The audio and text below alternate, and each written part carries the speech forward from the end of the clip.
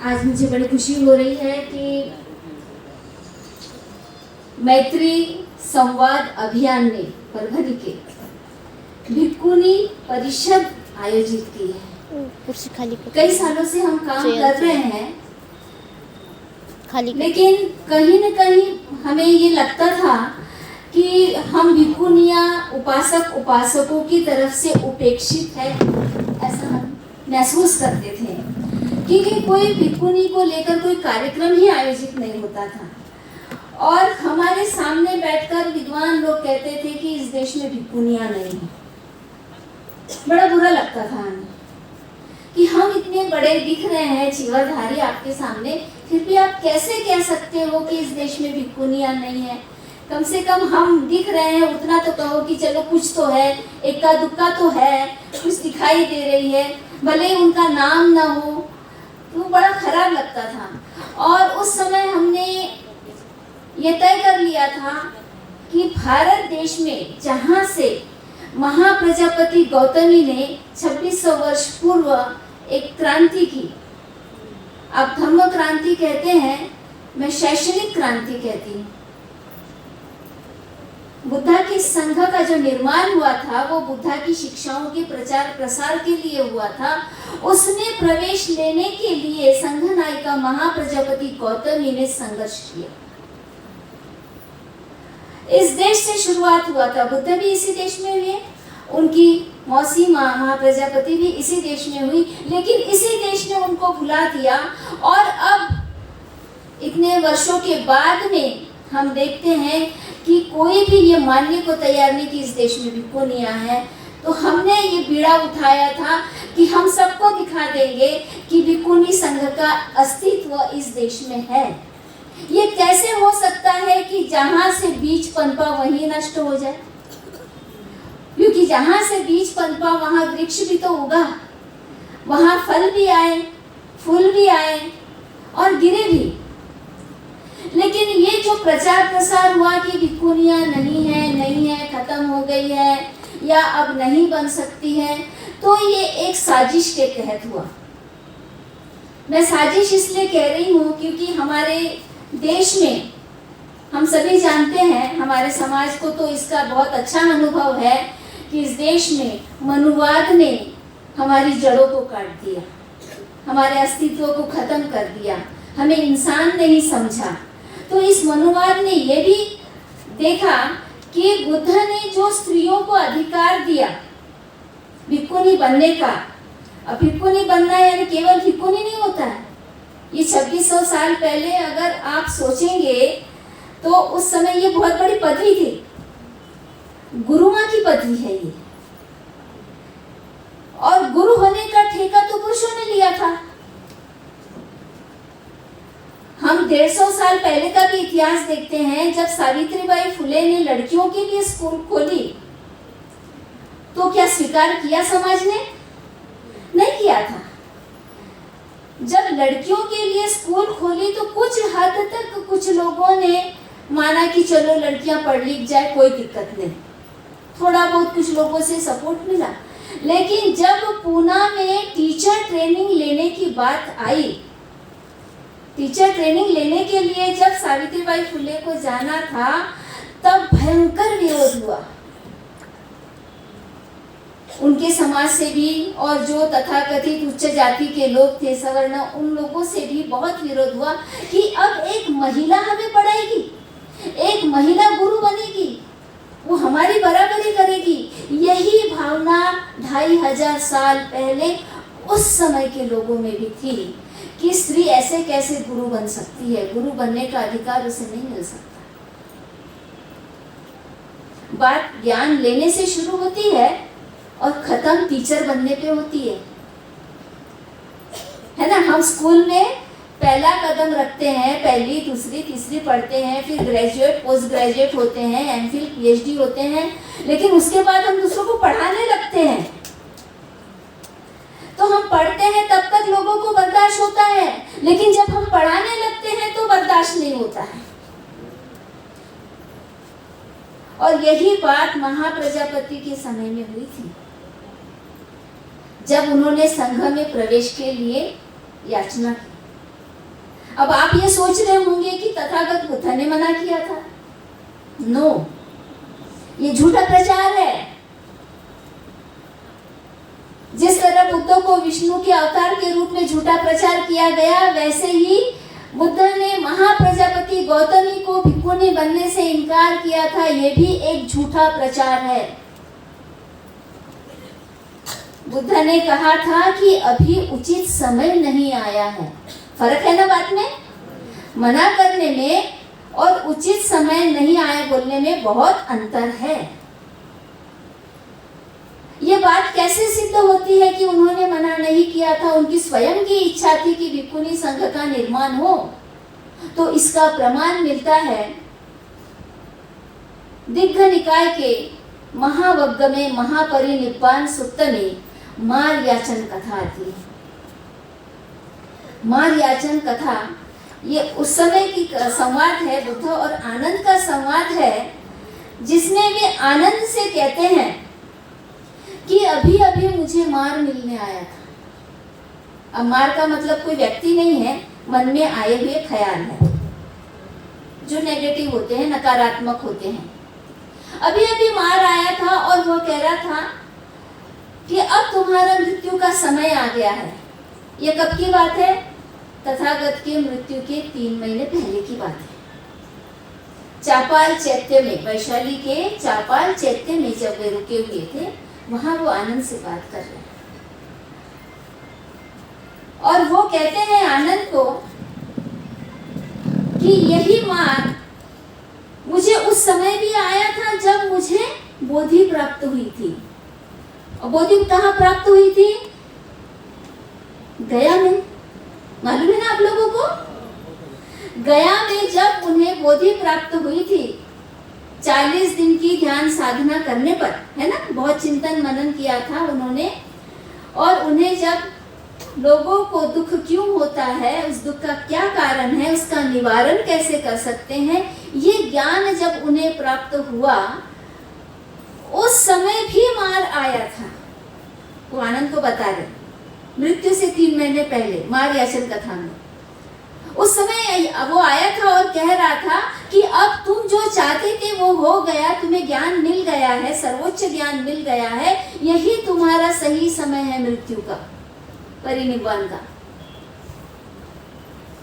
और उस समय तथागत ने उसे बहुत अच्छा उत्तर दिया था। बोला नहीं, ये मेरा सही समय नहीं है मृत्यु का। मैंने ज्ञान प्राप्त किया और मैं मर जाऊं तो उस ज्ञान का फायदा क्या? कोई फायदा है? ज्ञान लेते ही इसलिए है कि उसका प्रचार प्रसार किया जाए। समझ रहे हैं आप? आपके पास यदि ज्ञान हो ना, वो आप बांटोगे नहीं तो आपको बेचैनी होगी। जितना भी ज्ञान आपने यहाँ दिमाग में लिया होगा ना, वो किसी न किसी रूप में वो बाहर आएगा, वो लोगों को देंगे आप। तो वहां तथागत ने कहा कि ये मेरा सही समय नहीं है, मैंने जो ज्ञान प्राप्त किया है उसका प्रचार प्रसार मुझे आम लोगों में करना है, और उसके लिए मुझे 4 परिषदों की स्थापना करनी है। 4 परिषद कौन कौन से? भिक्षु संघ, भिक्षुनी संघ, उपासक संघ और उपासिका संघ। इसे उन्होंने 4 परिसा कहा है, 4 परिषद। ये निर्माण करने हैं।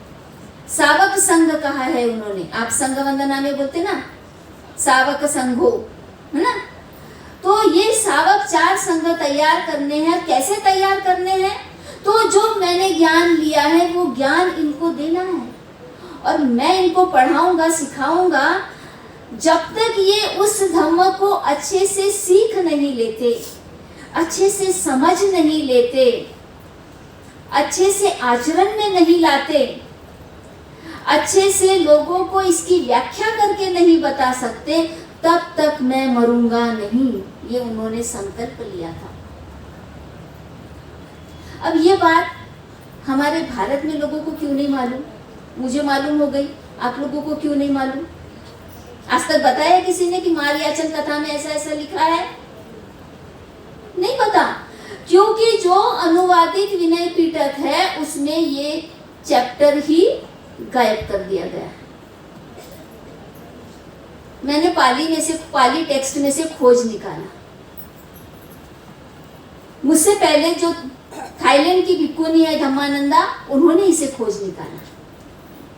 वहां से मुझे रेफरेंस मिला, तब मैंने पाली टेक्स्ट में चेक किया तो मुझे ये मिला।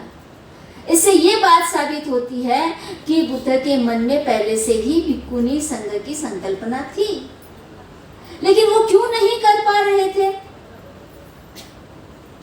क्योंकि समाज की व्यवस्था स्त्रियों के पक्ष में नहीं थी।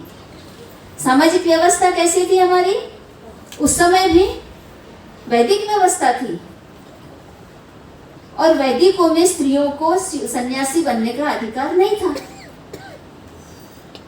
इवन शूद्रों को भी नहीं था, केवल ब्राह्मण ही सन्यासी हो सकता था।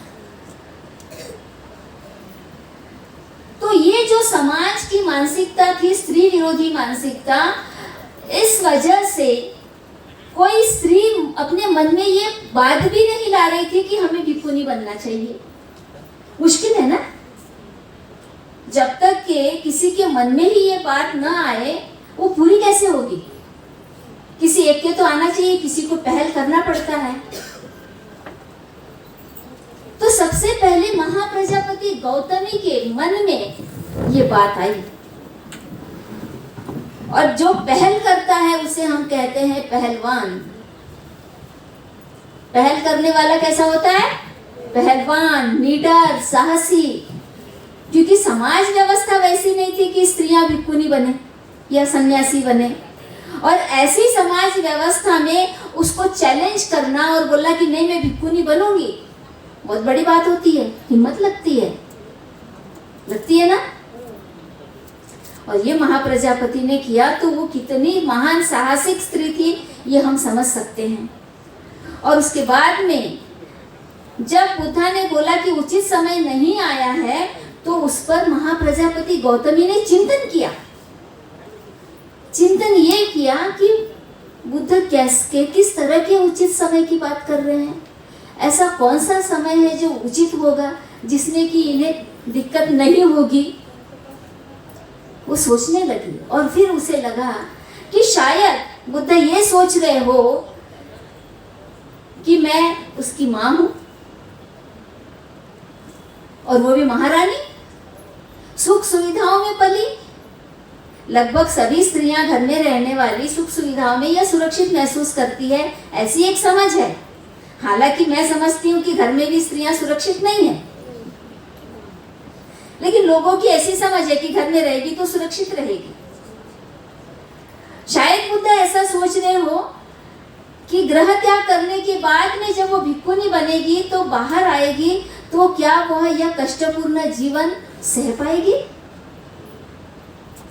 यदि वो बाहर आती है और समाज के जो असामाजिक तत्व है, गुंडे, बदमाश, विरोधी विचारधारा के, ये तंग कर सकते हैं, परेशान कर सकते हैं, ये उनका सामना कर पाएगी?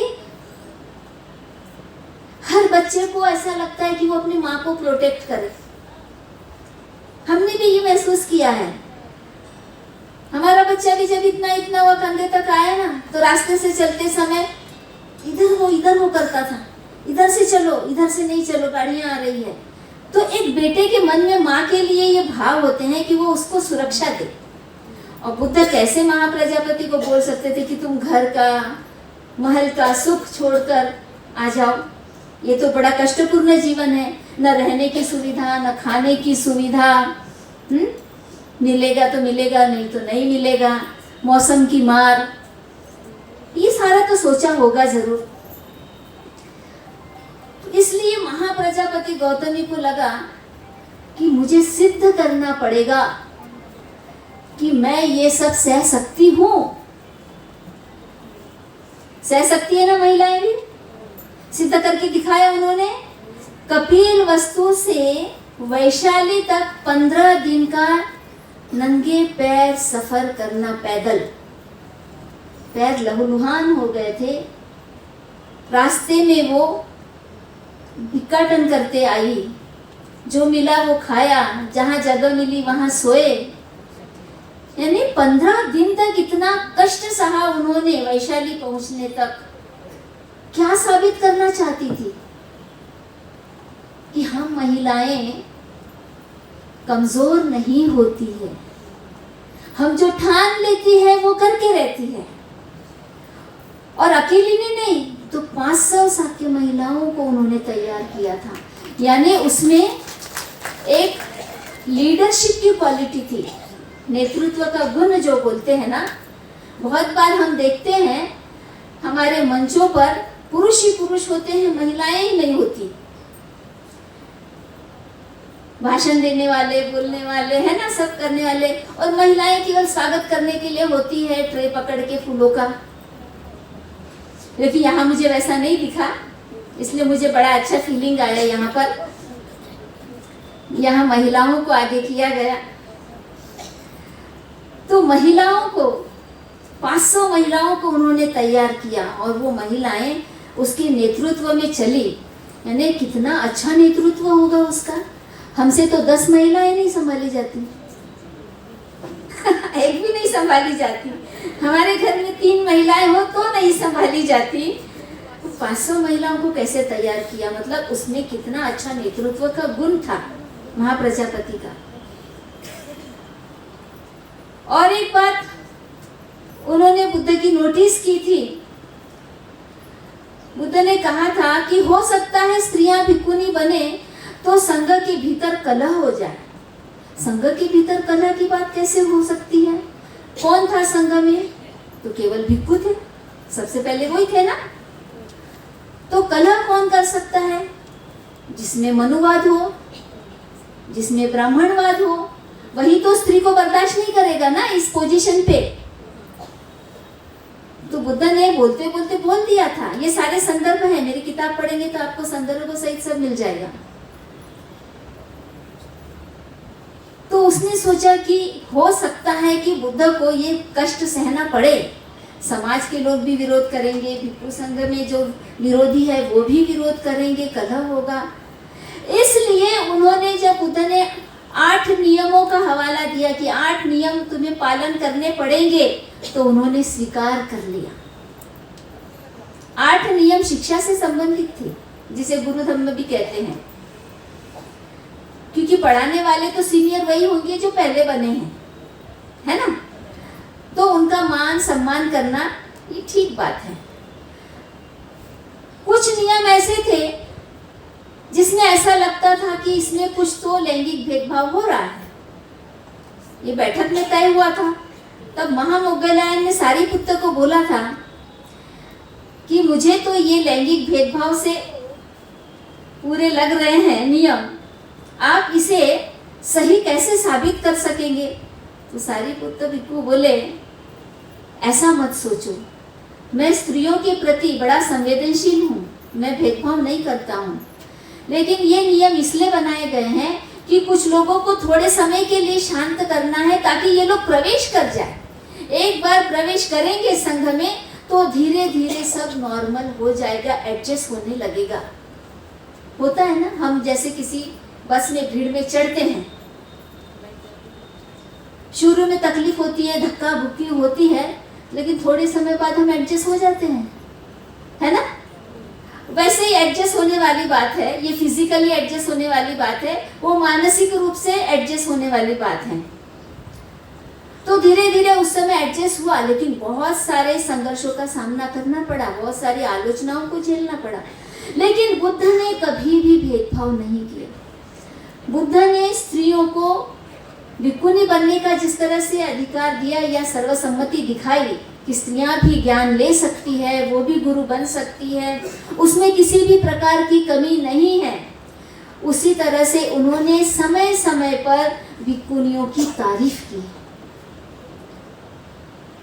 अपने माँ का तो बहुत सम्मान किया, लेकिन अन्य जो विद्वान भिक्खुनियाँ थी उनकी बहुत तारीफ की है। खास करके भिक्खुनी खेमा की उन्होंने बहुत तारीफ की है कि वह कितनी विद्वान, कितनी अच्छी उपदेशक है। कुंडल केसा की तारीफ की है, किसा गौतमी की तारीफ की है। ऐसे अनेक नाम है जो हम याद भी नहीं रख सकते। इतने नामों की लिस्ट है कि उन्होंने उनके एक एक गुण को सराहा है। तो ये उस समय जो आदर्श भिक्खुनी संघ बना, इन्होंने एक तरह से ये साबित करने का ठान लिया था कि हमें ये साबित करना है कि हम स्त्रियां सब कुछ कर सकती हैं। कठिन दौर में भी उन्होंने खुद को साबित किया। लेकिन बुद्धा के परिनिर्वाण के बाद में बुद्ध ही नहीं रहे तो कौन संभालेगा? फिर स्वयं घोषित नेता हो गए और उन्होंने धीरे धीरे स्त्रियों की उपेक्षा करना शुरू कर दिया, भिक्खुनियों की उपेक्षा करना शुरू कर दिया। वो चाहते थे कि स्त्रियां केवल उपासिका बनकर हमारी सेवा करते रहे। आज भी जब आप उपासिका बनकर सेवा करती है तो पुरुषी अहंकार बड़ा तुष्ट होता है, संतुष्ट होता है। आप वंदन करेगी, दान देगी, सेवा करेगी, सब करेगी, बड़ा अच्छा लगता है। लेकिन आप में से ही कोई चीवर पहनकर यहाँ आएगी तो बर्दाश्त नहीं होगी। ये जो 2600 साल का इतिहास है ना, ये हर बार हमसे यही उम्मीद करता है कि हम अपनी विद्वत्ता को, हम अपने कला गुणों को, हम अपने विनय और शील और चरित्र को हमेशा साबित करें, तब वो हमको मानेंगे। फिर भी नहीं मानते हैं, फिर भी नहीं मानते हैं। मैं अभी आपको इतिहास बता रही थी, अब मैं आज के भारत की स्थिति बताती हूँ कि भारत में 1998 में 29 भिक्खुनियों ने पहली उपसंपदा बुद्ध गया में ली। और पता है वो भिक्खुनियां कैसी थी? 30-30, 40-40 साल सामनेरी रह चुकी थी। 30-40 साल मतलब आधी जिंदगी जी लेना। आधी जिंदगी उन्होंने सामनेरियों के रूप में जी, फिर भी यहाँ के भिक्खु उन्हें उपसंपदा देने के लिए तैयार नहीं थे। ये हमारी पहली भिक्खुनी विशाखा, भिक्खुनी शिलाचारा, भिक्खुनी रूपानंदा, आप लोग जानते होंगे इनके नाम।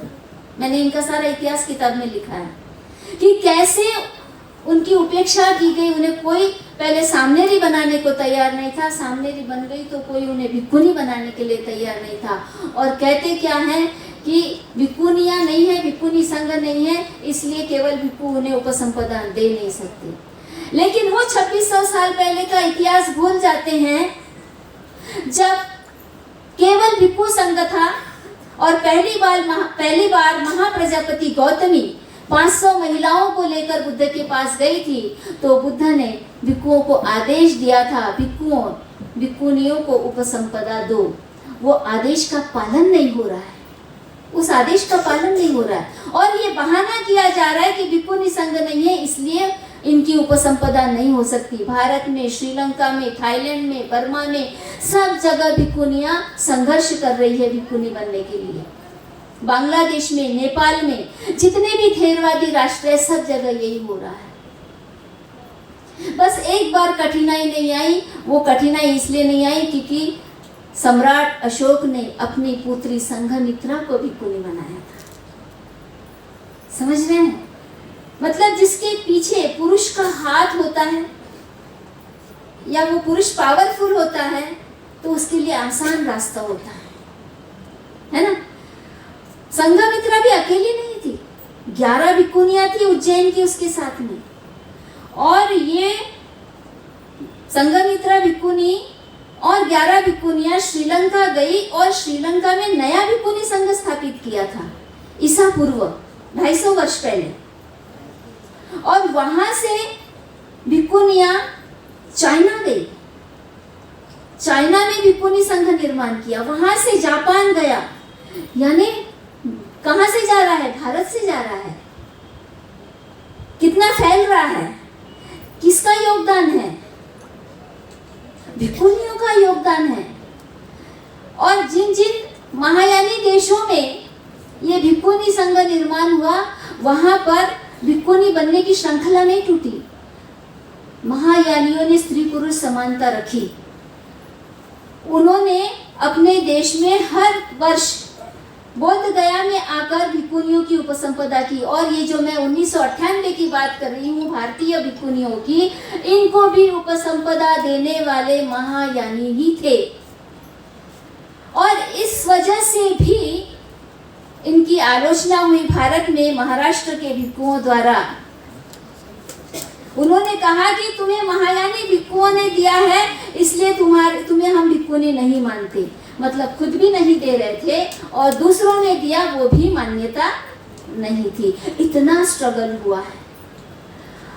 अब मैं लास्ट में अभी की वर्तमान परिस्थितियों के बारे में थोड़ा बताना चाहूंगी कि 2009 से हमारी भंते सुनीति भिक्खुनियों के संपर्क में आई।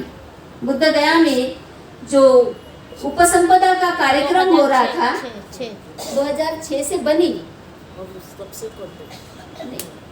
उपसंपदा की बात कर रही हूँ। हाँ, श्रीलंका से भिक्खुनियाँ आती थी बोध गया में और वहाँ पर भारतीय सामनेरियों को भिक्खुनी की उपसंपदा देती थी, जिसमें कि हमारे भंते सुनीति एक बार शामिल हुई, मदद करने के लिए शामिल हुई, क्योंकि ये इंग्लिश का ट्रांसलेशन अपनी महिलाओं को करके बताती थी मराठी में, हिंदी में, इसलिए इन्होंने मदद करने के लिए उन्हें ज्वाइन किया था। वहाँ पर उन्होंने देखा कि किस तरह से भारत की भिक्खुनियों की उपेक्षा हो रही है, एक एहसान जताया जा रहा है, सही तरीके से काम नहीं हो रहा है। तो इन्होंने उस समय ठाना कि भारत में जो सामनेरियां बनेगी उनकी उपसंपदा भारतीय भिक्खुनियों के ही हाथ से करवानी है। ये संकल्प लिया। मतलब जब भारत में भिक्खुनी संघ खत्म हो गया, यहाँ कोई भिक्खुनी बनाने को तैयार नहीं था, तो जो महायानी देश थे उन्होंने भिक्खुनी बनाना शुरू किया यहाँ की महिलाओं को। और जो बाहर से जो श्रीलंका की भिक्खुनियाँ बनी थी वो भी यहाँ की महिलाओं को उपसंपदा दे रही थी, लेकिन सही तरीके से काम नहीं होने के कारण, क्योंकि वो बहुत पैसे लेती थी, पैसों की डिमांड होती थी, इसलिए भंते सुनीति ने बोला कि मैं भारतीय भिक्खुनियों को तैयार करूंगी कि यहाँ की सामनेरियों को वो उपसंपदा दे। और ये सपना कब पूरा हुआ? 2013 में। 2013 में भंते सुनीति ने नागपुर के कन्हान पर ये उपसंपदा कराई। कितनी भिक्खुनियाँ थी? 11 भिक्खुनियाँ, 11 सामनेरियाँ थी। और इन्होंने बाकायदा 1 महीने का ट्रेनिंग प्रोग्राम रखा था। विनय पिटक के अनुसार जिन्हें उपसंपदा दी जाती है उनकी ट्रेनिंग कराई जाती है। पहले ट्रेनिंग का एक सिस्टम होता है कि पहले सब कुछ सीख ले और उसके बाद में उनकी परीक्षा हो कि वो सही तरीके से सीखे या नहीं सीखे, और उसके बाद में उनकी उपसंपदा हो। उपसंपदा का भी एक लंबा प्रोसेस होता है। यहाँ भारत के लोगों को ये मालूम नहीं, क्योंकि यहाँ किसी ने ये जिम्मेदारी ही नहीं ली थी। लेकिन पहली बार जब 2013 में हुआ 1 महीने का ट्रेनिंग प्रोग्राम, उसमें भंते जी ने विदेशी भिक्खुनियों को भी पढ़ाने के लिए बुलाया। थाईलैंड से, इंडोनेशिया से, वियतनाम से, और भिक्खुओं को भी बुलाया। तो भिक्खुनियों को बाहर से बुलाकर उनके द्वारा ट्रेनिंग दिलाई गई। और उसके बाद में ये प्रोग्राम हुआ, उसमें नागपुर के बहुत सारे उपासक उपासिका शामिल हुए और पहली बार उन्होंने देखा कि उपसंपदा कैसे होती है। उपसंपदा होने का मतलब है दीक्षांत समारोह होना। जैसे हम यूनिवर्सिटी में पढ़ते हैं ना, ग्रेजुएशन करते हैं, पोस्ट ग्रेजुएशन करते हैं, है ना, एमफिल पीएचडी करते हैं या एमबीबीएस करते हैं, कोई भी कोर्स हम करते हैं तो हमारे विद्यापीठ में दीक्षांत समारोह होता है। उसको डिग्री दी जाती है, उसको बेल्ट पहनाया जाता है, कोट पहनाया जाता है। ये कुछ लोगों को यहाँ मालूम होगा जिन्होंने ये सब किया होगा। तो ये जो परंपरा है आज विद्यापीठों में दीक्षांत समारोह की, ये वही प्रथा है जो बुद्धा ने 2600 साल पहले शुरू की थी, जिसे उपसंपदा कहते हैं। समझ रहे? मतलब ये भिक्खुनी देने की डिग्री है, वो दीक्षांत समारोह है। दीक्षांत शब्द का फोड़ करो। संधि विग्रह करेंगे तो क्या मिलेगा? दीक्षा का अंत। पहली जो पबज्जा की दीक्षा लेते हैं, पबज्जा का मतलब होता है आगे बढ़ना। पहली जो पबज्जा होती है, दीक्षा होती है, वो 5 से 6 साल तक तो भी पढ़ना जरूरी है, कोर्स करना जरूरी है। उस पढ़ाई का अंत होता है जब वो पूरा तैयार हो जाता है, मास्टर हो जाता है, इसलिए उसे दीक्षांत समारोह कहते हैं। फिर उसकी पबज्जा की दीक्षा खत्म होकर नई दीक्षा होती है, वो उपसंपदा यानी मास्टर डिग्री दी जाती है। भिक्खु भिक्खुनी होने का मतलब है मास्टर होना, गुरु होना। अब ये बातें जब हमने पढ़ी, बाबा साहब की कृपा है कि हमें पढ़ने का मौका मिला, शिक्षित होने का मौका मिला, और हम सारा त्रिपिटक लेके बैठ गए, छानने लगे, पढ़ने लगे, उसके अर्थ निकालने लगे। तो आज हमें इतना बात करने आ रहा है कि क्या क्या गलत हो रहा है और क्या क्या सही हो रहा है। ये बाबा साहब की कृपा से हमें मिला है। तो आज हम बोल रहे हैं सच क्या है, झूठ क्या है, तो हमें विरोध होता है। इसलिए पढ़ी लिखी नहीं रहती है, रिटायर्ड पर्सन होती है, जिसको कुछ भी नहीं आता है, वो भिक्खुनी बनने के लिए आती है तो उसको भिक्खुनी बना देते हैं, सामनेरी बना देते हैं और छोड़ भी देते हैं ऐसे, उसका कोई प्रशिक्षण नहीं होता है।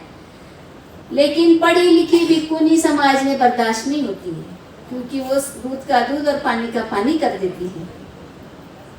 समझ रहे?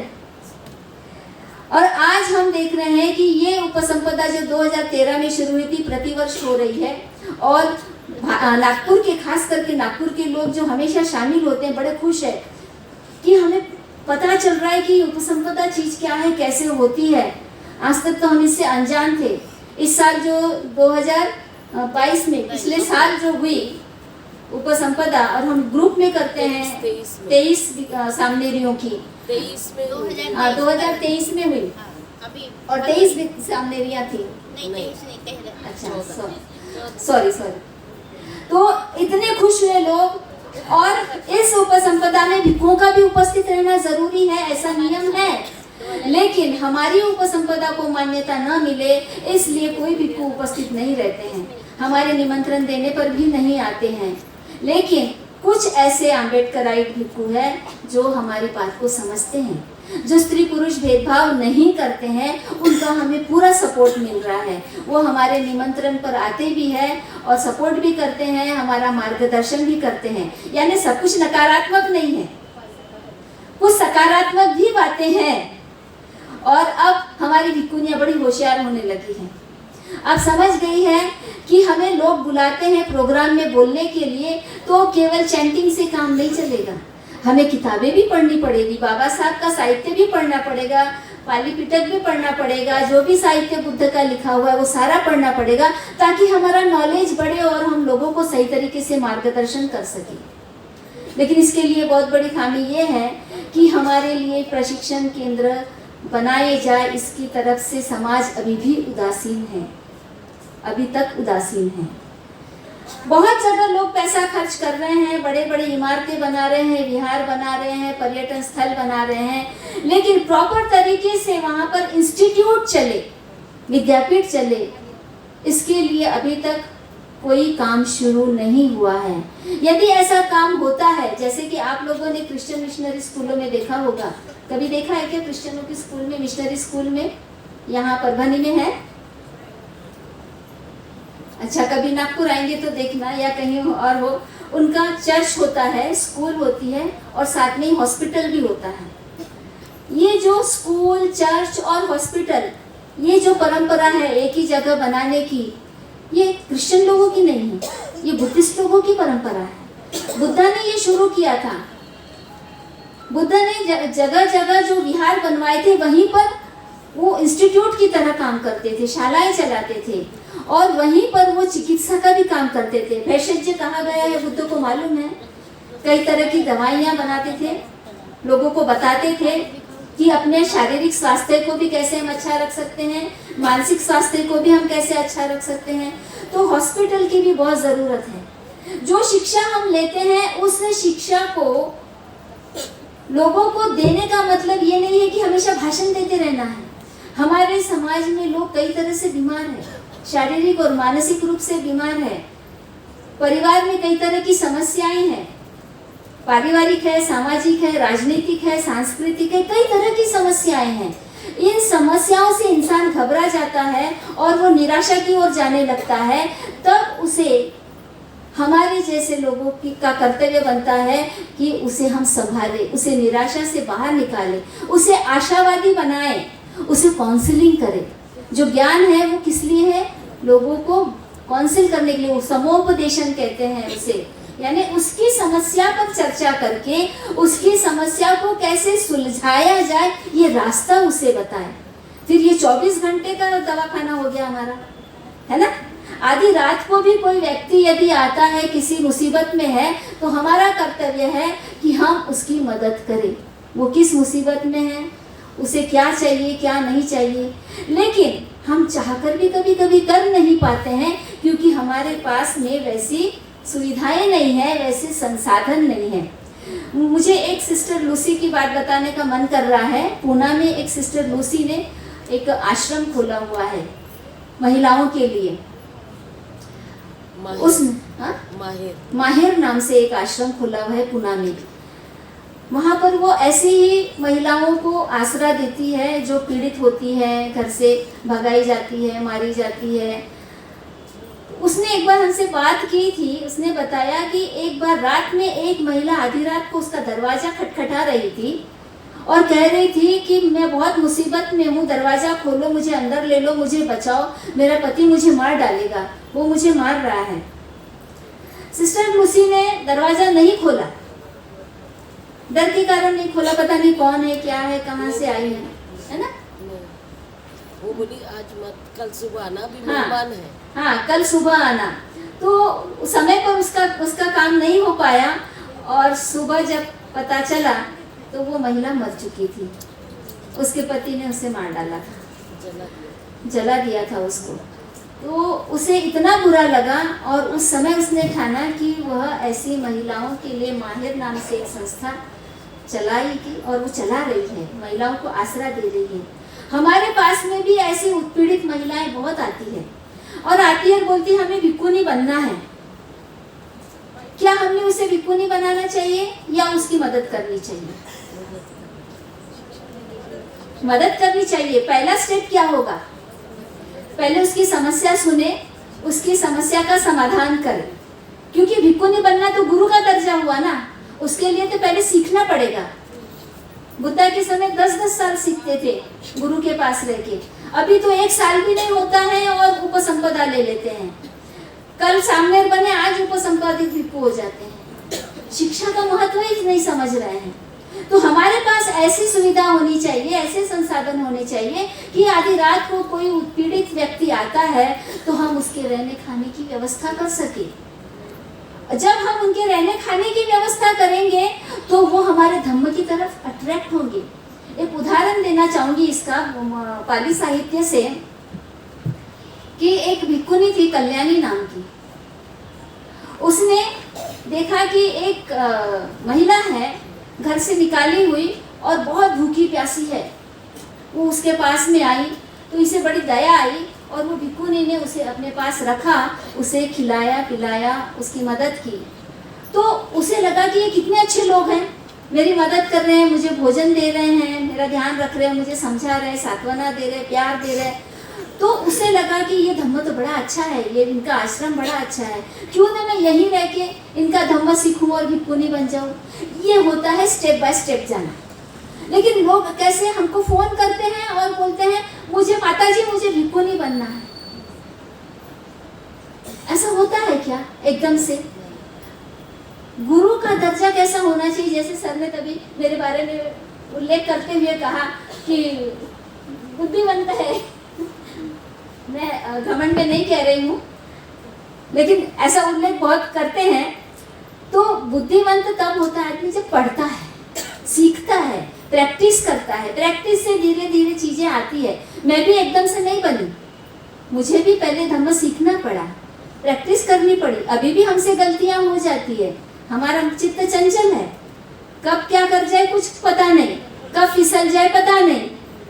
अपराध हमारे हाथ से हो जाते हैं, इतना समझ होने के बाद में भी हमारे हाथ से अपराध होते हैं, लेकिन उसका चिंतन तो उसको प्रैक्टिस से हमें करना पड़ता है।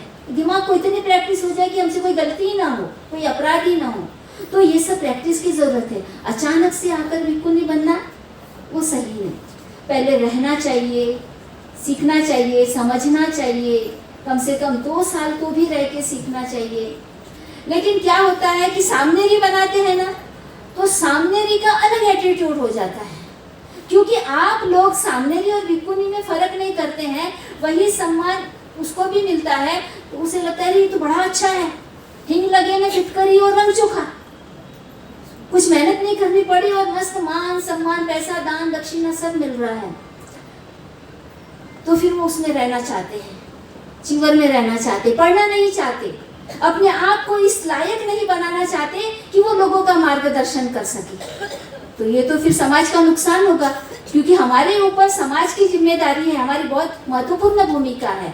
समाज को दिशा दिखाने की जिम्मेदारी हमारी है। यदि हम ही दिशाहीन हो जाए तो हम समाज को गर्त में ले जाएंगे। इसलिए बहुत सोच समझ कर हमें संख्या नहीं बढ़ानी है, हमें अच्छी भिक्खुनियाँ तैयार करनी है। तो मैं ये आशा करती हूँ कि आपको मेरी बातें समझ में आई होगी कि मैं क्या कहना चाह रही हूँ, और समाज के हित में ये बातें हैं।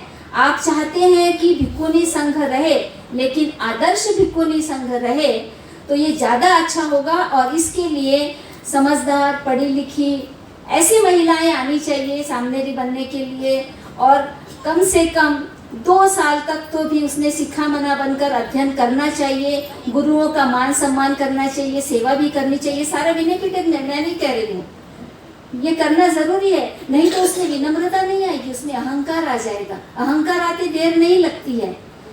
तो इस बात को हमें ध्यान रखना पड़ेगा। ये हमारी आपकी सबकी जिम्मेदारी है, चारों परिषाओं की जिम्मेदारी है। हम चारों परिषद मिलकर एक अच्छा आदर्श समाज निर्माण कर सकते हैं।